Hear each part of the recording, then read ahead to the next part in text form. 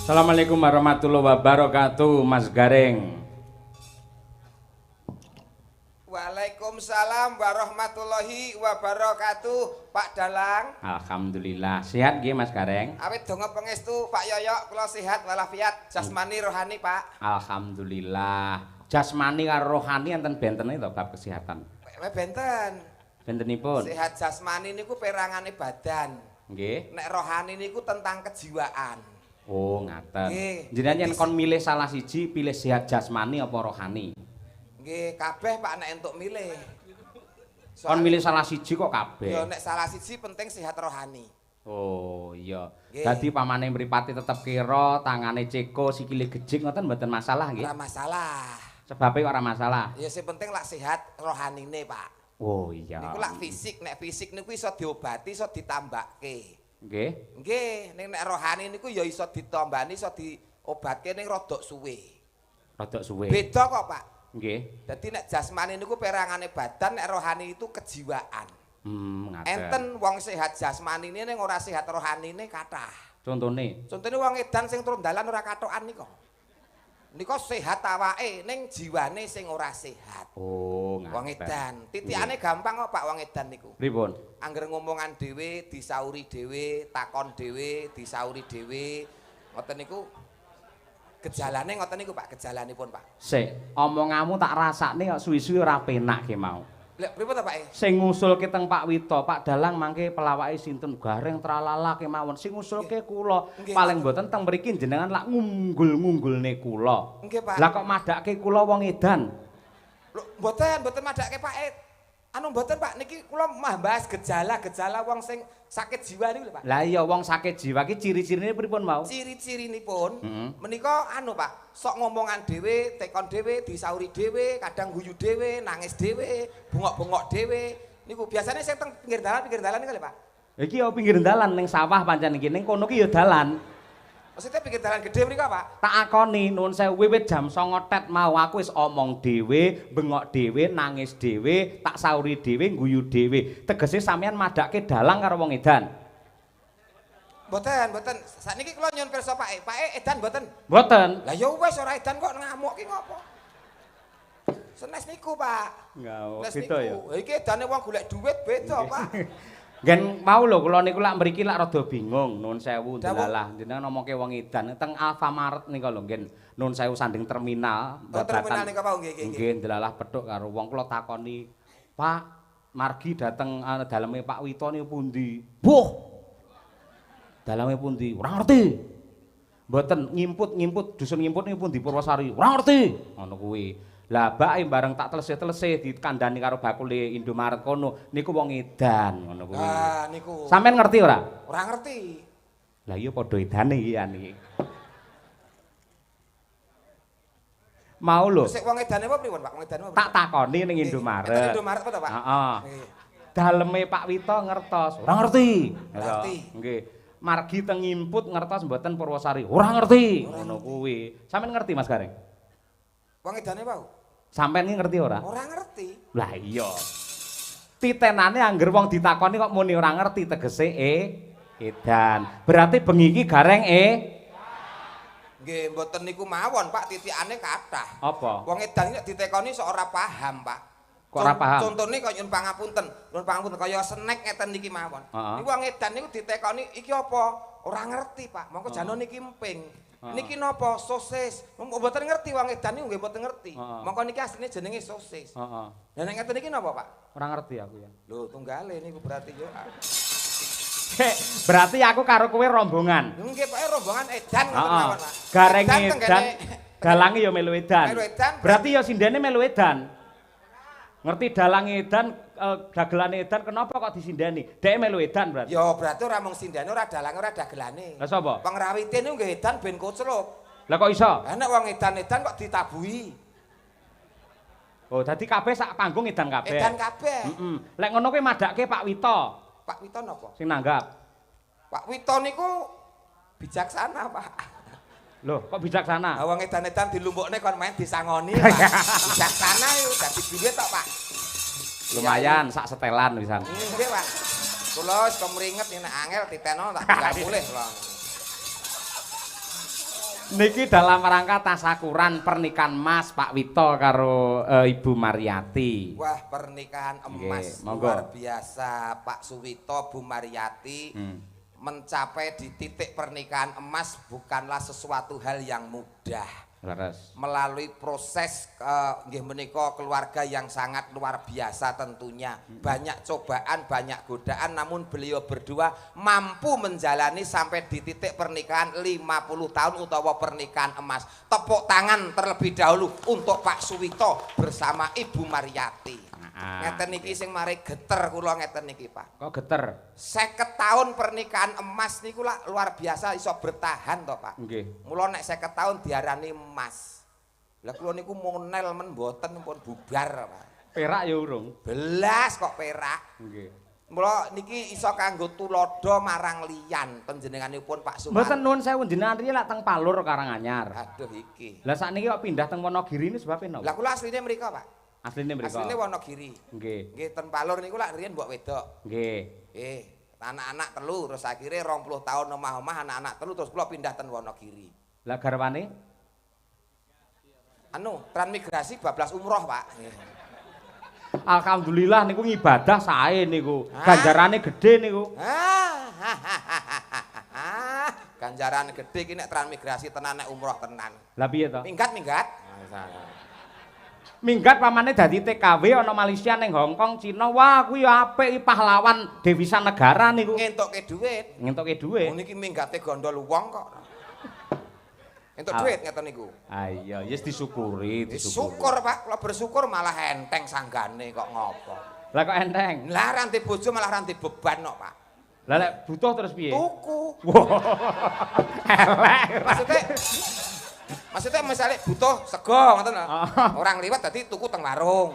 Iya. Misale butuh napa ngoten tuku ten warung ngoten lho, Pak. Oh iya, lek ngono ki apik mak tratap tak kira tuku sing maksiat ngono ya. Lah mboten gareng anak buah Pak Yoyok niku istiqomah Pak mboten neko-neko, Pak. Amin, alhamdulillah.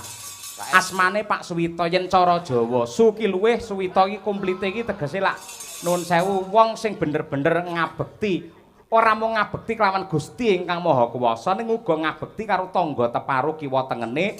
Mula raneh ramokal panjenengane bebrayan nganti 50 taun ditresnani karo piyai akeh ing Laladan Purwosari sing ngestrani rawuh semene akeh kuwi Suwito. Nggih, Pak. Saiki lek per huruf piye Mas Gareng? Lah dalah aku wis mbatin iki mau mesti kenek ngene iki. Ora jenengan lak kepinterane kecerdasane lek bab kuwi. Niku lak riyen, Pak. Saniki pun bodoh, Pak. Ora, bab bodho ki mergo lek ora kulino diasah cara parang utawa cara lading, lek kulino diasah meneh dadine ya apik. Suwito S. Suwi kalih to persuku, Pak. Persuku. Oh ya. Su menika sugih katresnan. Panjenenganipun Pak Suwito sugih katresnan ya tresna marang garwa, putra lan kulawarga. Betul, nggih. Nggih, niku su. Wi. Halo, Wi. Nggih Winarno nembe mikir alon-alon. Oh iya jenenge Winarno. Nggih. Nggih. Gareng Winarno. Lagi to, Pak, lagi to, Pak. Leres. Oh, ya kabeh iku kudu nganggo dipikir. Salah menawa salah muni wong iki taruhane iki kesejahteraan urip kok, Pak. Iya, nggih. Wi. Wi menika witing katresnan saya ngrembaka saya nganti ngancik pernikahan 50 tahun langgeng katresnane langgeng bebrayane. Mantap. Ngono kuwi cocok aku seneng ngejak kowe tegese ora wirang ngoten Mas Gareng. Dereng kok mengke saged kewirangan. Dereng kok. Ora bakal. Wong ki ora mesti kok, Pak. Nggih. To. Nah. To. Nah. To.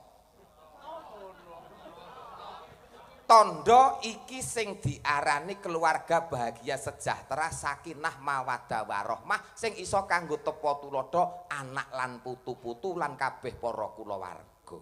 Iya, nggih. Aja marem dhisik wong bebojoan lak kakung karo putri tegese Pak Suwito karo Ibu Mariati. Mariati mati tenan iki. Dalange kecerdasan dagelane wis level veteran ngene. Pokoke kudu iso. Ya, terus.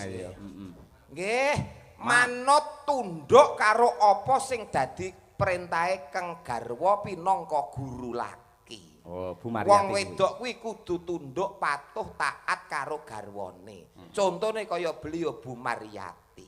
Betul. Niku mah. Rina wengi mung ndedonga amrih lestarine kulawarga mulyane anak lan putu. Ya. Alon-alon. Yakin apa sing diusahake, apa sing diprihatinke bakal nuwuhke kautaman kamulyan kanggo keluargane. Terakhir B. Sik to, Pak. Wong karo siji Nek. Iya alon-alon. Tibane syukuran wayangan ditanggapke syukuran pernikahan 50 tahun ditanggapke dalang kondang Ki Cahya Kuntadi alias Pak Yoyo. Iya, kanthi dagelan Ora mesti Pak nek wengi niki gareng tralala. Nek mbek ini gareng pacitan. Ah iya. Berarti apal men.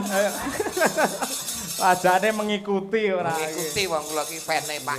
Kalau kuwi ngefan nek kalih Pak Yoyo niku ngefan kok. Ning pancen mboten kok terus saingan secara tidak sehat niku mboten. Nek kedah saingan sehat. Mergo gareng sakniki lak kathah. Gareng Semarang wonten, gareng Purwodadi enten. Gareng Pacitan wonten. Mojiroji. Nggih, terus Mojiroji enten. Enten. Nggih, kathah sanget. Enten. Adu keterampilan. Nggih. Nggih, kabeh niku nut kadewasanipun, Pak. Nggih. Ngoten dados nggih menawi kula mengke damel wirang Bapak sak kanca nggih nyuwun pangapunten. Nggih. Ning jenengan minggah panggung sandanganipun kados mekatenipun kula marem. Tegese wong mirsani percaya diri Mas Gareng. Nggih, duwe Nun sewu ira-iran ngen dhuwur terus ngen klambi jarik mboten masalah.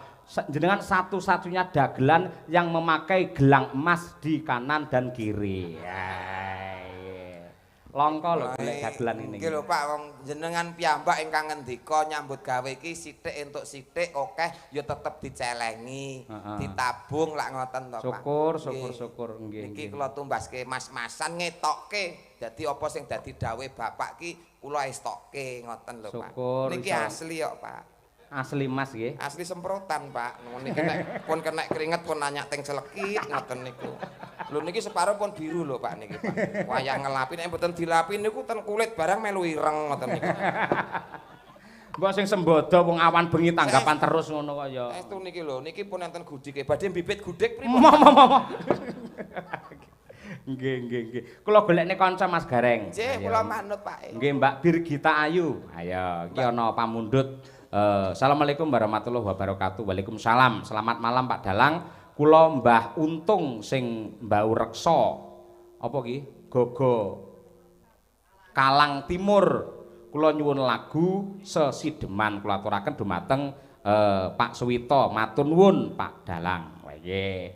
Ya Nduk Birgita Ayu coba kaya apa men jumeneng tukung. Ayo coba. Yuk.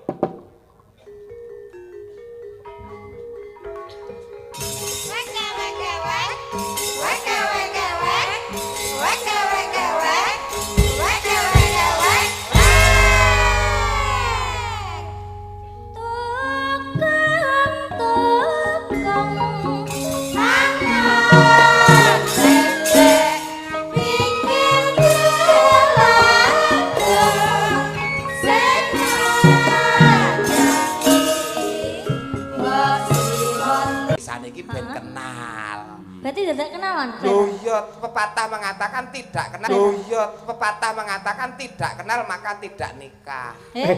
Tidak sayang.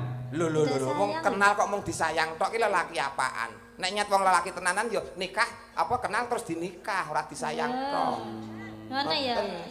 Bener Bir. Bener kuwi. Kuwi pelajaran yang baik kuwi ngono kuwi. Nah, Lah nek kok wedok tuh harga diri ya Pak Yoyo nggih. Leres. Nangke orang mau kenal terus disayang tinggal lunga, kenal disayang tinggal lunga. Nek nyat sayang tenan apa kenal sayang terus dinikah. Tanggung jawab. Tanggung jawab wong. lah nek ditengi tok piye? Loh, lah iso enak kalau ditengi terus ditinggal terus piye?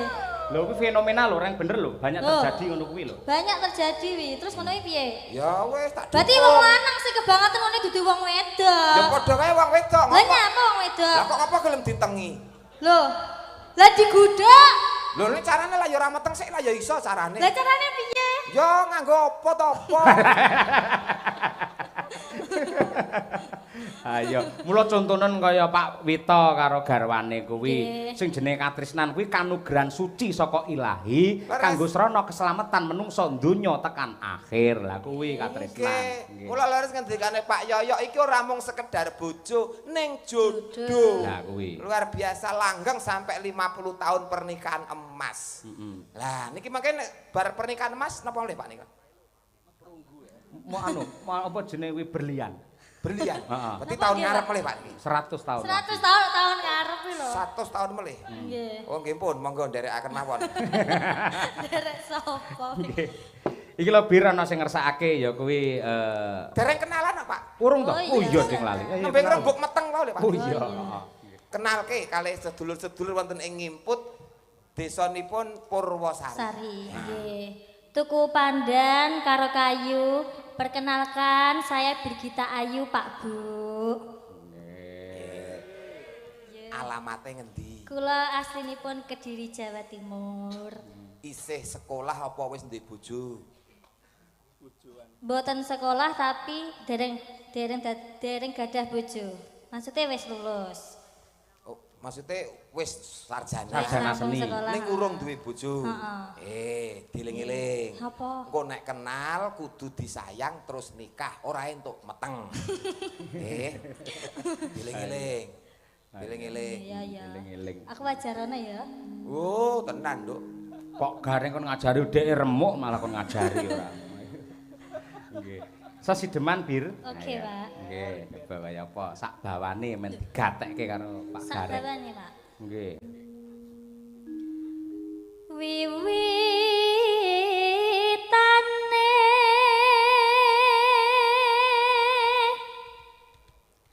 anderek sang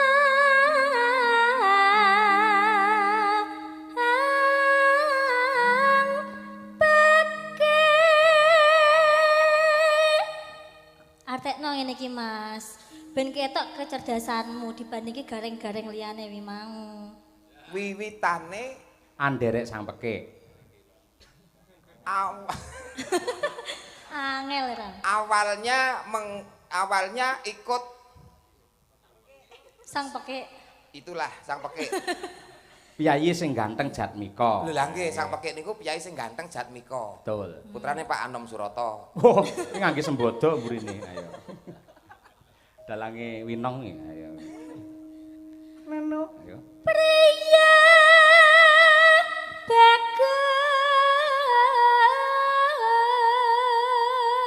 bagus kang ngolah budaya.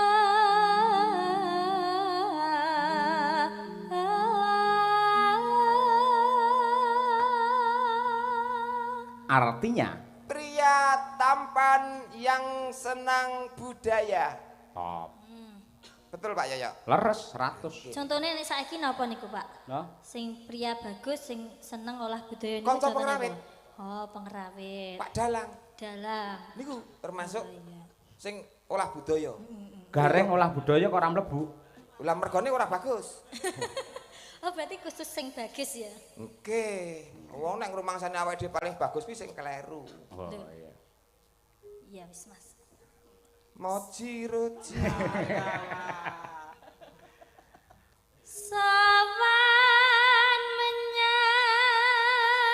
menyang kutha gedhe.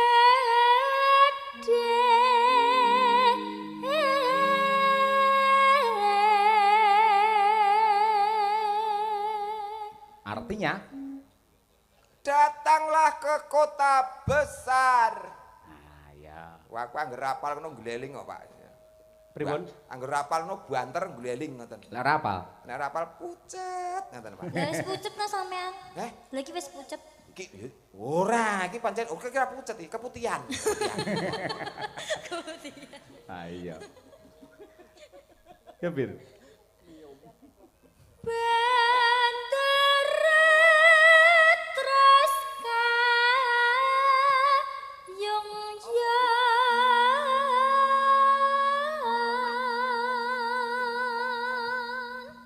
sehingga tuannya merasa tertarik. Nah, betul. Loh, betul. kula, Pak. Nggih. Pripun lulusan Eskari ngeten iki, Pak. Sarjana karawitan sampeyan. Sarjana karaoke, Nduk. Malah ora.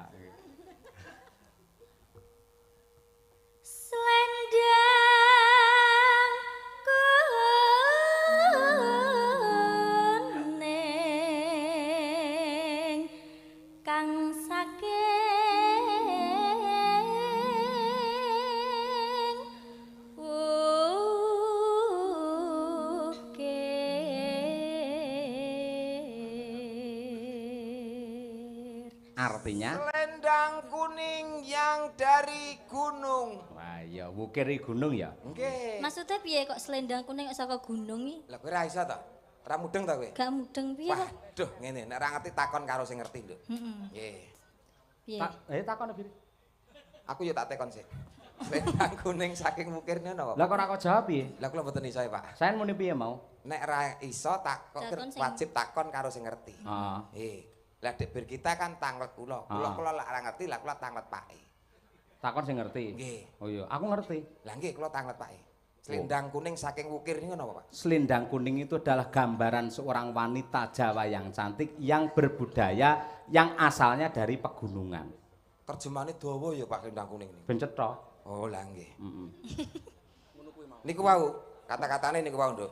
Jadi selendang kuning adalah gambaran seorang wanita Jawa yang cantik yang dari pegunungan. Nah, kuwi. Betul, Pak ya? Betul 100. Tak eling-eling. Piye mau piye? Selendang kuning kang saking piye-piye? Adalah pripun, Pak? Ketara wis tuwek ngono wis lali ora. Metu ki aja ditekokke meneh. Kok ngenteni sik, nek wis bar metu ki ngenteni sik. Ngenteni aku hening tenang kok iso mikir meneh. Lagi iso metu neh. Heeh. Sing metu apa nih? Pikirane lho, pikirane. Oh, pikiran. Malah ora. Bar metu kok kon metu neh. Suara kurang permana. Suara kurang begitu jelas. Ya. Ning wasesa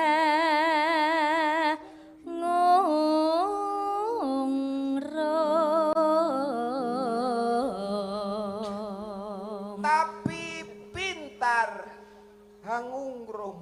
Loh, lah iya piye apa artine? Hangungrum itu menarik hati.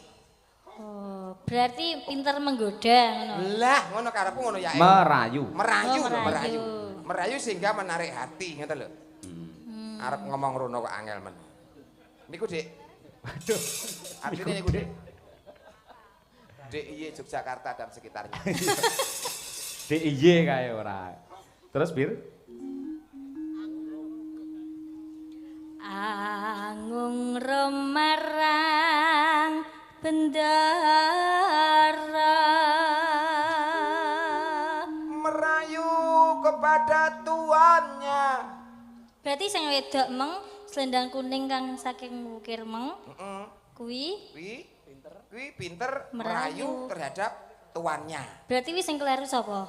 Sing kleru, ora ana sing kleru, Nduk. Oke ana sing kleru. Ora ana sing kleru, pancen donya ki ana sing dirayu, ana sing ngerayu. Oh. Nggih ta, Pak? Lah, kaya Pak Yoyo karo Bu Kesi iki nek ndek ben Pak Yoyo iki ora ngerayu Bu Kesi, ya ora dadi. Oh. Ora ngono. Ora ngono. Sing rayu Bu Kesi mbiyen ki. Oh, berarti kualik, mula aku ora nembus. Oh ketara tukang udu nomor kuwi ora. Kula pun mboten, Pak, pun mboten. Syukur lek wis ra udu. Mung titip. Wis kancane lek kuwi ora. Ya Bir. Ya Sulistya pijer ngencangake alis. Ayo, apa artinya? Dia Jengi sing Sulistya. isine. Ayo. Diah Sulistya adalah perempuan yang cantik. Hah? Ngincangke alis itu memberi kode. Ayo. Signifikannya piye dengan alis? Piye? Ngono, Pak. Ping, ngono, Pak. Piye piye piye? piye? Ngono, Pak. Kok sandas? Nek ora ono ra iso, Nduk, kudu ngene. Aku ngene iku ndasku melu kabeh, Nduk. Ayo. Incang kalis ngeten niku. Terakhir, yuk. Terus tresno sesideman.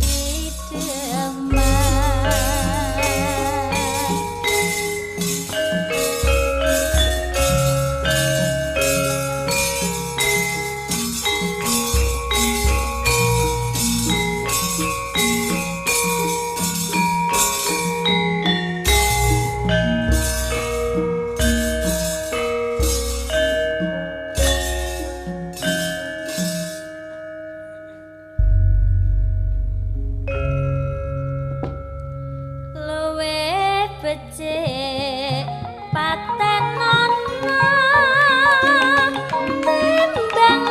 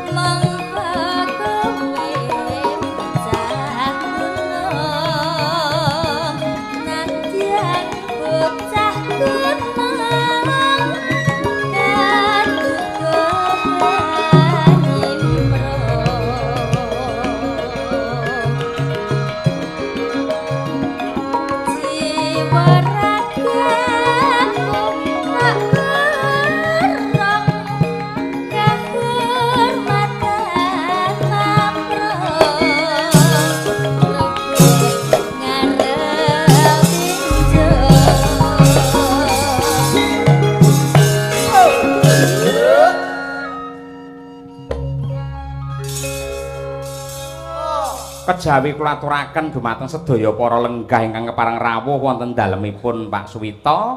Ugi kula aturaken dumateng para kadang para bala-bala ingkang kepareng monitor lumantar streaming Kuntadi Channel. Wah ya lumayan akeh ya. Kaya ngono ki matur nuwun katresnanipun para subscriber Kuntadi Channel. Ya. Ya Nduk, Bir. Urip ana kutang gedhe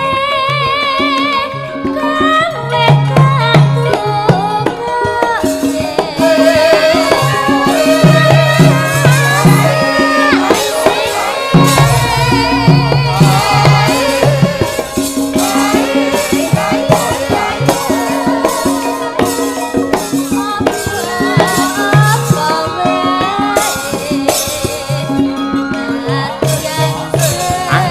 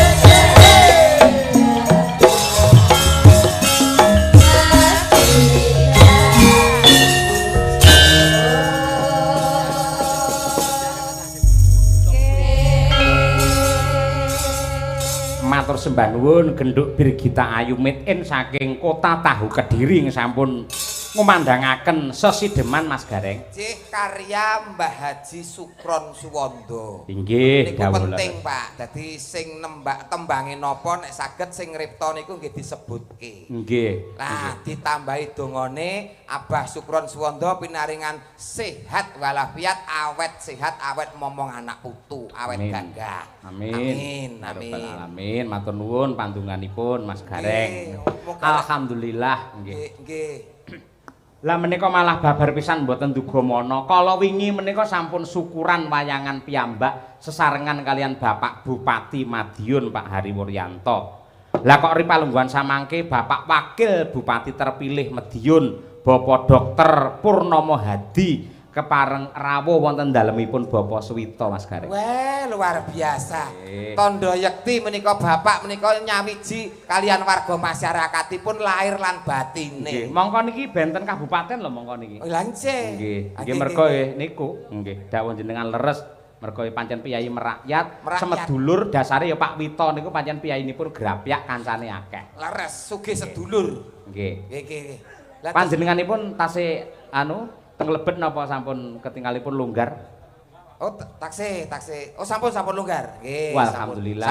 Sampun siap. Nggih, menawi longgar nuwun sewu dumateng pepunden kula Bapak Purnomo Hadi. Mriki pinarak wonten ing pepanggungan paring dawuh kangge nentremaken swasana lan paring pangestu panjurung dumateng Bapak Suwito sak keluarga. Sih. Bapak Purnomo Hadi, ciri khasnya Madiun panas-panas melaku. Mangga, yuk diaturake, dados.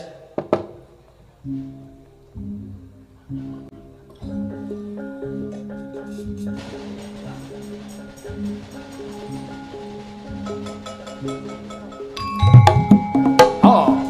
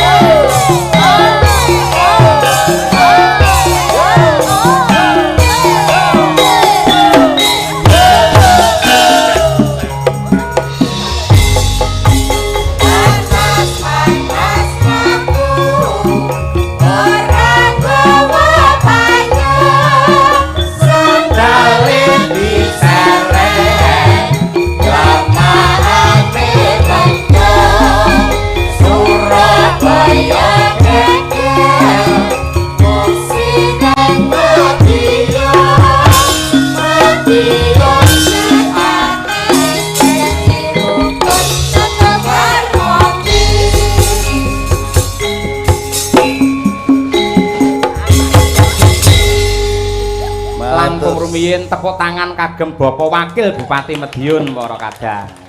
Matur sembah nuwun Mas Dalang Mas Cahyo. Jane seminggu lak wingking nika jane pun kepanggih kok ya diunggah neneh to Mas Gareng. Mboten dados menapa Pak niki tandha yekti bukti tresnane Pak Yoyok kalian panjenengan Pak Purnomo. Paling-paling bedang dalang neneh Madiun paling. Walah mboten salah niku Pak. Mboten salah Pak. Matur sembah nuwun Mas Dalang niki mugi-mugi Pak Suwito kali Mbak Pariyati niki dados contoh tauladan katen kita sedaya nggih. Amargi bebrayan niku kedahe nggih sing harmonis. Harmonis. Mila saking menika mangke muga-muga sedaya mawon contonen ora sah pernah satru-satrunan. Keluarga niku kayak keluarga sing harmonis. Terus nek saged niku nggih yo rabi ki pisan ae Mas Gareng sampean. Pisan mawon nganti kukuting Yuswa, Pak. Yo kedahe nggih ngoten. Ngoten nggih Mas. Jenengan nuturi kalih Gareng niku pas. Mergo niku pun pindho le rabi. Kira yo meh tambah nah. Wah, mboten Pak. Sudah capek, Pak. Ya kebetulan ora neng sing gelem Mas saya. Ning mboten kok krana Mas Gareng niku nakal, ning pancen nggih lelakone kedah mekaten. Iya, sok ganteng. Nun? Sok ganteng. Oh, sok ganteng. Iya, gek dhuwit jane ya ora pati duwe. Mboten. Duit nggih pas-pasan, rupa ya pas-pasan. Delalah kok ya masalah ten kula lak ngoten Pak. Lah nggih ya akeh sing dihapusi ngono lho. Monggo Pak. Pak, niki luar biasa lho Pak Purnomo Hadi, Wakil Bupati Madiun ning Sonjo utawa Tetile utawa Serawung kalian warga masyarakat wonten ing Ponorogo Pak. Luar biasa. Niki Mas tegese punya hati merakyat tidak membeda-bedakan. Kaya beliau Pak Purnomo Hadi menika. Luar biasa. Ning ngati-ati Pak Purnomo, anggere dagelan omongane kados ngoten niku ngati-ati. Mergo wajahe pun mboten kaya Gareng malih kaya kotak amal niku. Ketingale ngoten Mas saya. Mboten wong menawi bapak niku mboten usah nyuwun niku bapak pun pirsa. Ya ta. Alah Pak, ora sah isin-isin. Mboten Pak, mboten saestu pun kurang cukup Pak, pun kurang cukup pun matur nuwun. Nggih. Niku pangapunten kalian Bapak Sugito rencang menapa Pak? Menika kebetulan mantune Pak Suwito niku sederek kula keng Lembean. Oh, Magetan. Nggih. Sedulur kantut. Nyai kula niku saking Lembean niku sedereke Pak Kadimun niku putra mantune Pak Suwito ngoten. Pak Kadimun niku? Nggih. Lah niku Pak Lek kula. Masa? Lah. Sik. Kadimun sapa? Lembean, Magetan. Oh, langke. Ngawi. Ngawi. Oh nggih. Dadi Kula kula niki Gareng niki Pak Kadimun Ngawi. Nggih. Dulurku Pak Kadimun Lembean padha kadimune. Lah nggih, maksudnya sing saka Ngawi niku kerep dolan ten Madiun ngoten lho Pak. Wah, wis. Sedulur dhewe, Pak. Ya wis pas. Nggih. Kula dulur kowe wong mampu kabeh, Pak. Ngono ki lho Mas saya. Nek ora wakil bupati ini ya ora didaku dulur gitu. Ah nggih ngoten. Biasane lah angger piyai enten piyai pejabat ngoten nggih nyedek-nyedek ngoten. Alah napa lho dadak mboten sah pun mboten sah. Sedulur kok dadak arep nyangoni mboten sah. Tenan ra gelem tenan. Walah mboten sah ragu-ragu, Pak. Malah nggih. Badhe kepareng nyekar napa nembang. Nyekar ki mayite sapa kok nyekar? Nembang ki aluse nyekar ngono lho. Tapi nek kula niki amargi wau mun krawitan sedaya Mas Jaya. Nek kepareng dandutan ngono piye ki ya? Aja meneh kok ndangdut, Pak. Pak nek mung rombongan Pak Yoyok niku krawitan oke, campur sari oke, pun dangdut oke. Yasinan menoke kok Pak. Alhamdulillah. Tegese niku dididik agama luar biasa kali Pak Yoyo. Alhamdulillah. Penting keluargane sakinah mawaddah warahmah. Monggo Pak, monggo. Amin. Monggo. Kono sing do sakinah ya kono, monggo. Oh. Nggih. Pokoke penting niku golek wong ayu. Lintang asmara kagem sederek. Wah wis ganti ta lagune Pak. Wah, biasanya jambu alas kok lagi. Munggah nang Lintang Asmara. Apal wong kula sedulure Pak, sedulure. Monggo, Mbak. Ya iki Nduk sing warga anyar iki Mbak Mutiara ya asmane. Pangapunten Pak Yoyo. Nggih. Napa mboten kersanipun Bapak anu ingkang ngersakaken piyambak ngoten nggih, Mas. Bapak biasane kan pekewo. Oh, pekewo ya duwe. Wah, aku nyepakne iki loro ku ya nggo awakmu tok. Lah nggih lah ya kene iya ora ndang-ndang ya. Ya Nduk, jumeneng ngancani Pak Wakil Bupati lho. Iki spesial lho. Nggih nyuwun pangapunten Lintang Asmara kagem panjenengan sedayanipun. Nggih. Wong ayu tresna mukinarya tamba susandra ning batinku. Sedap dilepaske kare larasipun. Remenane langsung niki. Ronon? Remenane langsung. Oh, ampun kemrungsung, Pak. Ngangge pemanasan. Nggih. Puas Nek kancane. titik suwantene sae, Pak nih sampeyan. Sae. Tur apal lintang asmara suwantene kong. Wah. Iya. Biasane karaoke-ne ten pundi, Pak? Marai konangan nek kangere. Monggo sarengan Pak Wakil diaturake yo. Lintang Asmara. Nggih. Semanten, Pak. Yuk. Monggo, yuk. Wong ayu Ya, kuwi. tresnamu kinarya tamba susanjra ning batinku. Ayo, asulin lho. Wong bagus antep narasa hatimu tresnaku tulus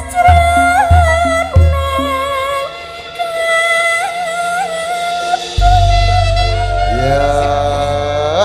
Semangat nggih Pak Purnomo, semangat pasti bisa nggih. Sudah tahu peraturannya, Pak? Cobi disebut nih peraturannya nopo? Tidak boleh pukul bagian dada. Pas. Iya. Monggo Lintang Asmara bersama Pak Wakil Bupati Pak Purnomati. Nyacos. Oh.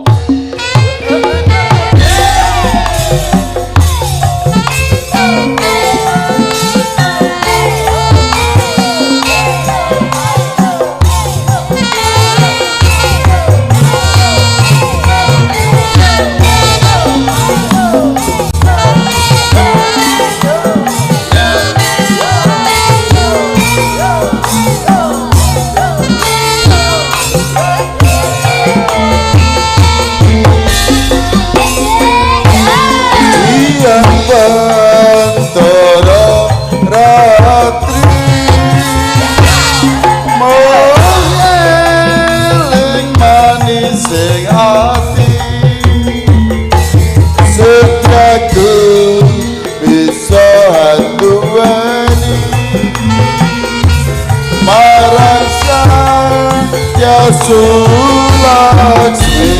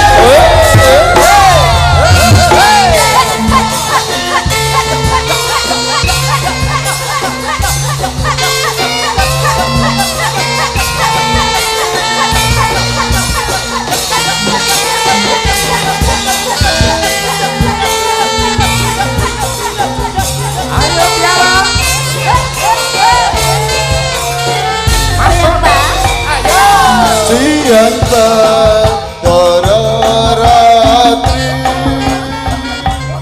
moeling manis sing ati setiaku bisa handuweni marang sang Yasulaksmi.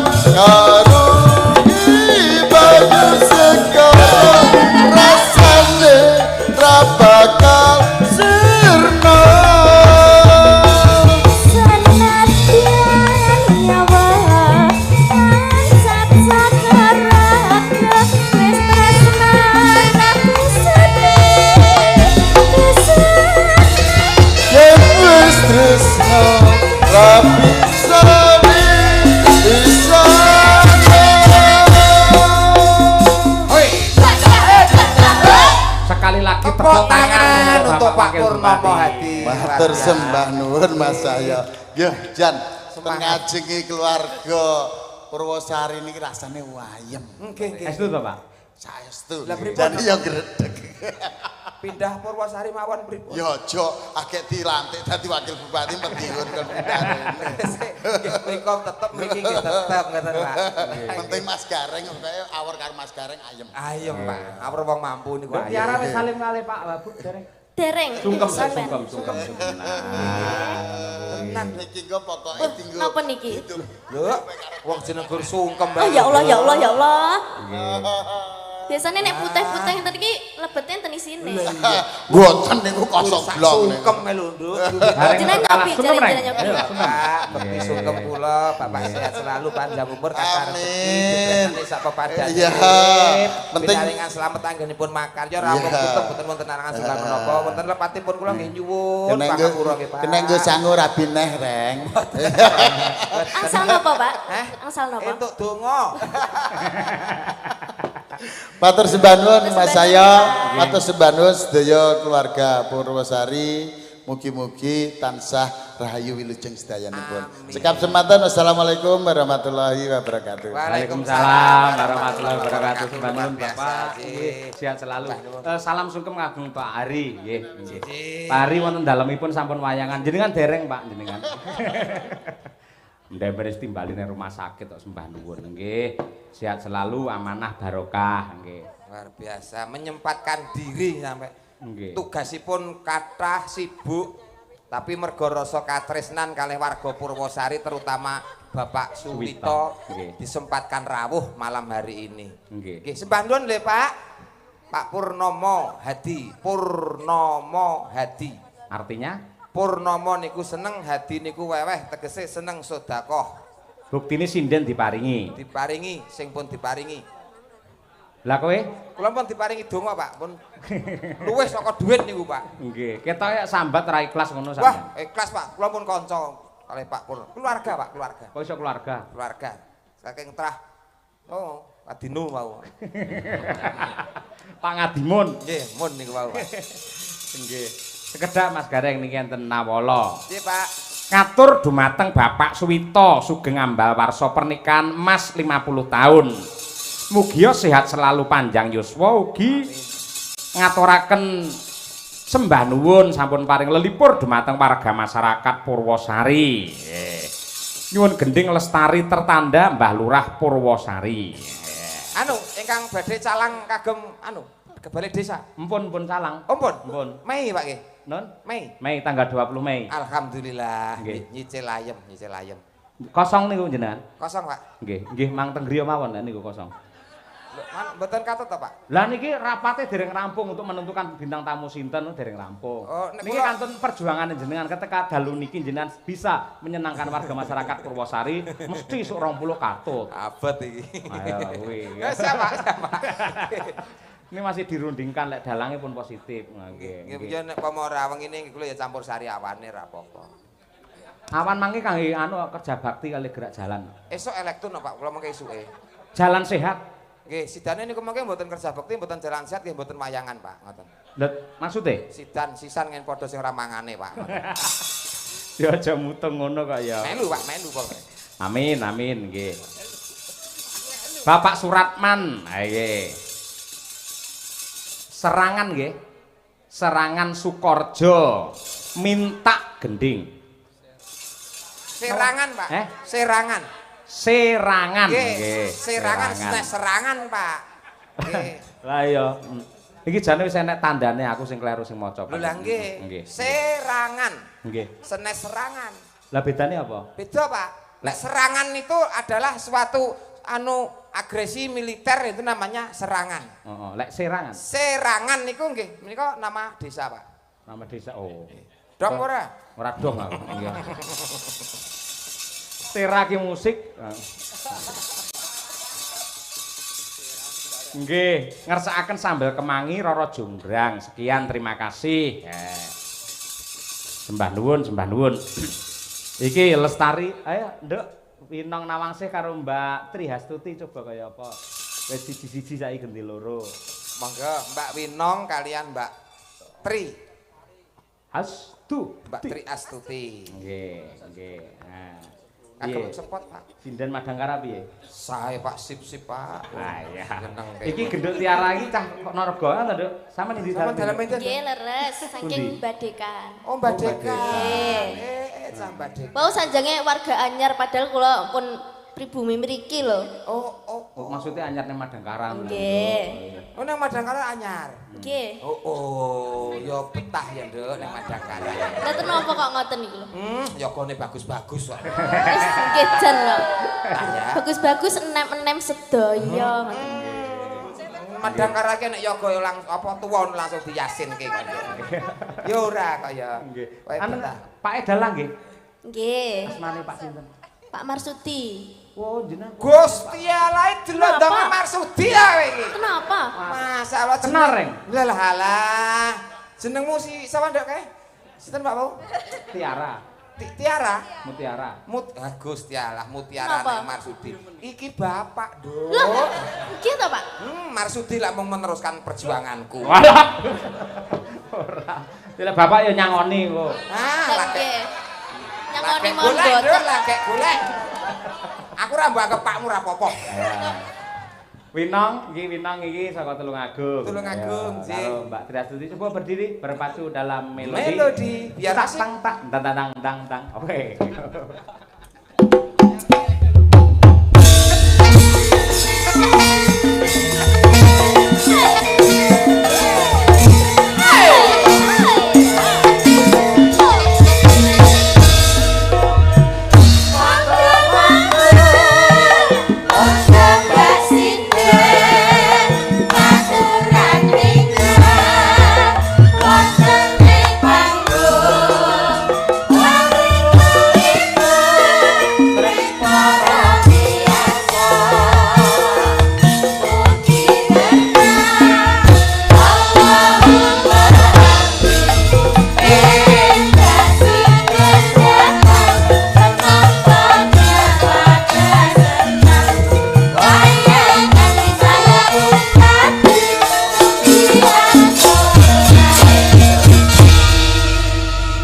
Winong iki cara buah apa Pak Gareng? Upami buah ngeten iki anu Pak, niku lho Pak, semangka tanpa biji.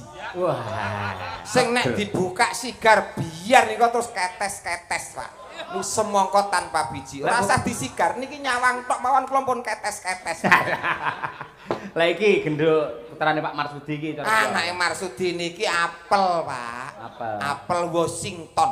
Wah, sing abang kae. Wabang, nek dibuka wabang terus empur ngoten iki Pak. Wah iya. Mbak Birgita cara buah. Birgita niki gandeng dhuwur dawa niki jenenge pisang. Pisang. Australia. Iya. Bu Kesi, awas elek tak kaplok kowe. Bu Kesi cara buah apa? Bu Kesi menika umpami buah sing paling mahal. Apa kuwi? Nggih menika anu Pak, duku ingkang saking Amerika diblaster kalian Jerman, kalian Polandia, kalian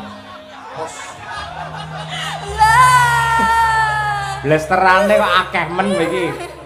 Pokoke sae to Pak. Nggih.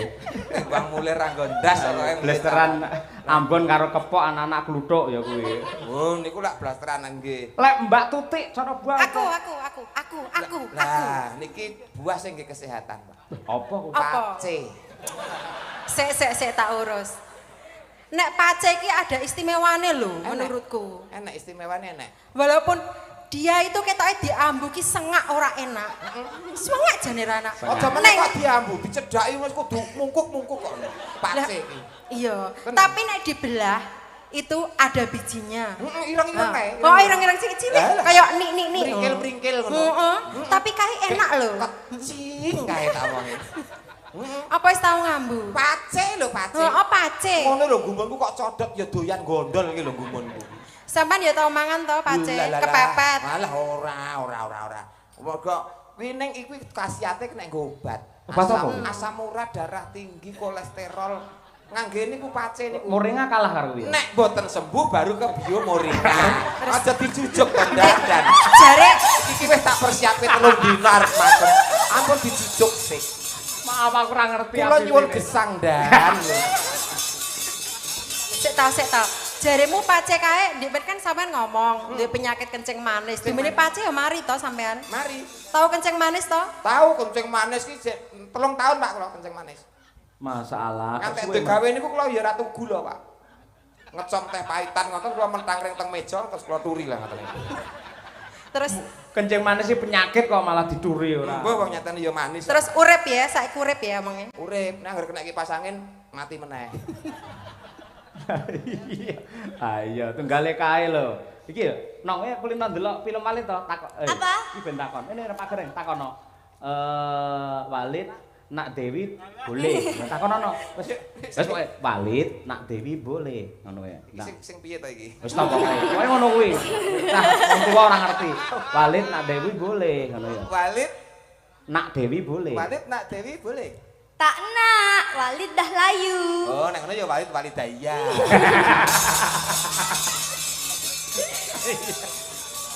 Heeh. Coba Lestari mundhut saka Iki sing piye to Pak niku? Mula kowe buka TikTok gur live ae kowe ora ya ben ngerti. Saka Walid Walidaya barang Huma Kamar Bayani Sohiro barang iki apa? Iya. Nggih. Pamundhut saking Bapak Kepala Desa Lestari, semoga terjalin kerukunan yang hebat penuh dengan gotong royong warga masyarakat Purwosari selalu lestari. Oke. Purwosari beda pendapat ora pegat. Betul. Purwosari beda penemu ora padu. Leres. Purwosari beda pilihan ora bakal rusak sing bebrayan. Tepuk tangan warga masyarakat Purwosari. Wah, gareng ngelem tanggal 20 ben dijak. Kudu Pak, nek mboten dijak nusul. Oh, ngeyel kula Pak. Siapa sing membayar? Ya ora njaluk. Oh, ndak nyeluk. Wah, kok wis Ikhlas. mampu. Wong ikhlas. Wis mampu. Wing cukup ya. Mong kepengin ketemu Pace aku. Ah, ngerti pace kuno ora iso mulih sampean. Waduh. Nah, delok wae. Sampeyan apa nyemoni aku? Iki ora ngerti khasiate pace. Seneng Ora ku bakal simbol ki milih kowe. anggere wayah mene iki wayah tawa-tawa seneng. Raketan duwene Pace ditawake tegese seneng sedekah. Monggo